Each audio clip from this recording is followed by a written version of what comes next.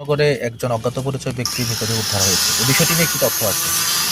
আজকে সকালে অনুমান 10টা 10-এ আমরা ইনফরমেশন পাই যে গুরনগর এলাকার একটা আননোন পার্সন রাস্তার সামনে পড়ে রয়েছে।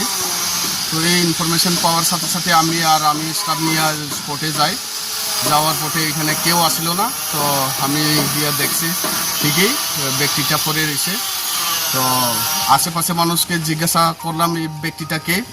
আশেপাশে মানুষ সামনে এসে আমাকে বললাম যে কেউ তার চিনে না। তো আমি ইমিডিয়েটলি যেহেতু পরে এসে ইমিডিয়েটলি আমি হসপিটালে খোয়াই ডিস্ট্রিক্ট হসপিটালে শিফট করাইছে।